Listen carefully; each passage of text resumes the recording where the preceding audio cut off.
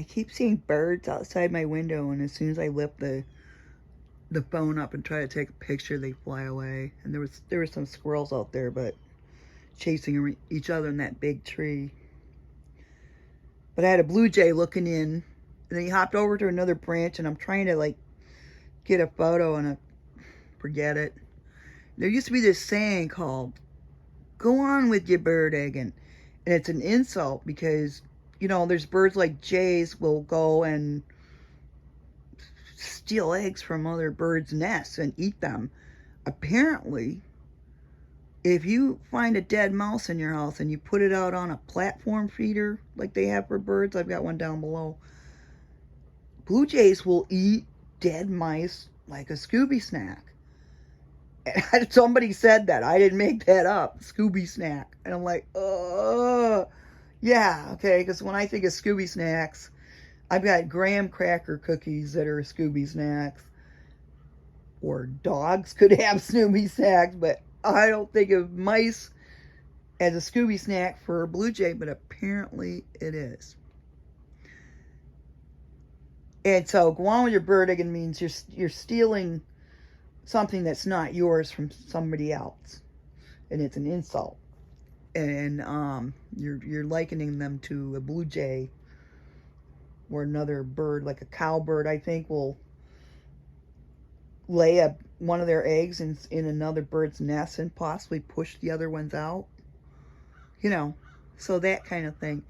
And I've had to deal with a person recently in the last several months, and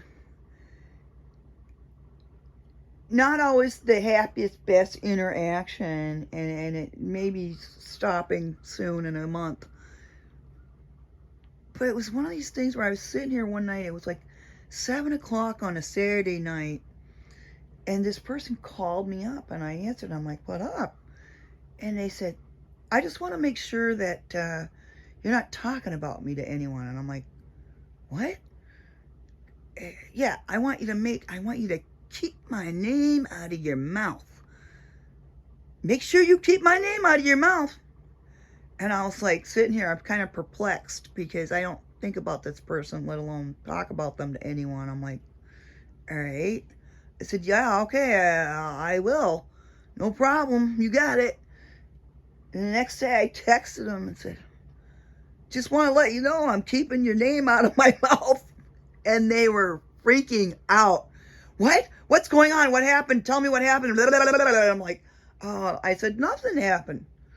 I just want to let you know that I went in a whole day and kept your name out of my mouth. I didn't mention you to anybody. I didn't talk about you to anyone. I kept your name out of my mouth.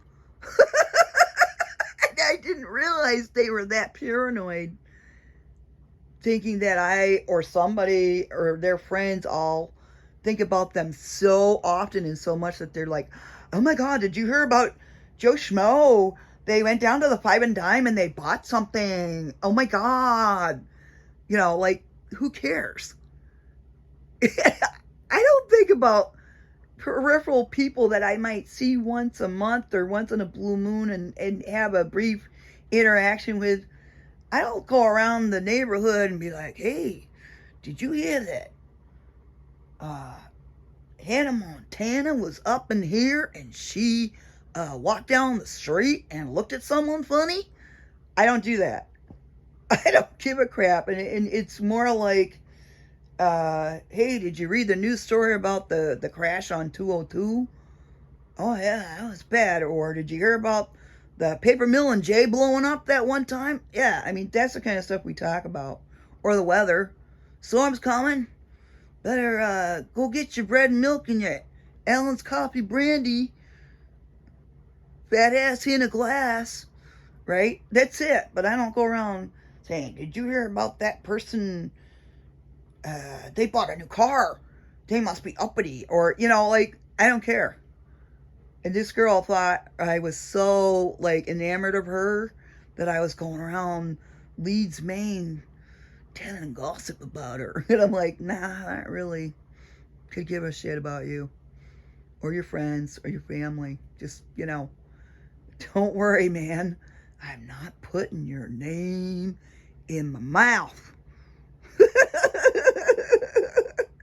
Have a good one.